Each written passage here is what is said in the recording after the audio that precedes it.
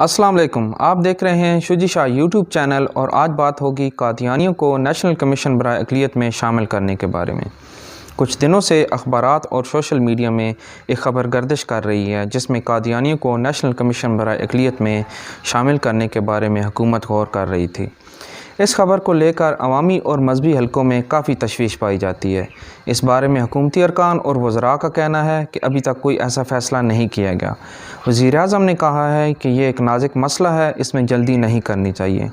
कादियानी मज़हब, जो कि मिर्ज़ा ग़ुलाम अहमद कादियानी को अपना रसूल मानते हैं, पाकिस्तान के आइन के मुताबिक इनको एक अक़लियत का दर्जा हासिल है, जैसे हिंदू और ईसाई एक अक़लियत हैं, लेकिन ये अपने आप को मुसलमान कहलाते हैं और पाकिस्तान के आइन को तस्लीम नहीं करते।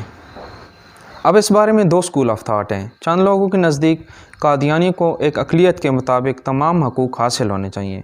अगर वो ख़ुद को काफिर करार देकर अक़लियत में शामिल हो जाएं तो उन्हें बाकी अक़लियतों की तरह तमाम हकूक़ दिए जाएंगे और उनको नेशनल कमीशन برائے اقلیت में भी नुमाइंदा के तौर पर शामिल कर लिया जाएगा।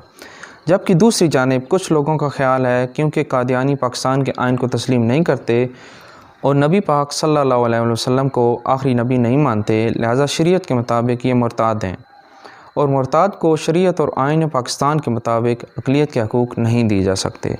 जबकि कुछ उलमा के नज़दीक मुर्ताद को जलावतन करने का भी हुक्म है।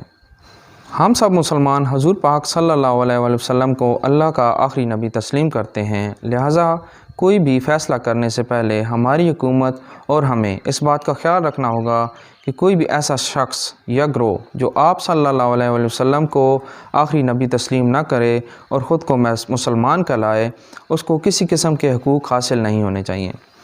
कादियानियों को नेशनल कमीशन برائے اقلیت में शामिल करने की एक ही सूरत हो सकती है कि वो ख़ुद को मुसलमान कहलाना बंद कर दें और अपने अलहदा मज़हब का ऐलान करें, क्योंकि मुसलमान सिर्फ वही कहला सकता है जो अल्लाह तबारक व तआला के साथ हज़रत मोहम्मद सल्लल्लाहु अलैहि वसल्लम की ज़ात पर ईमान लाए।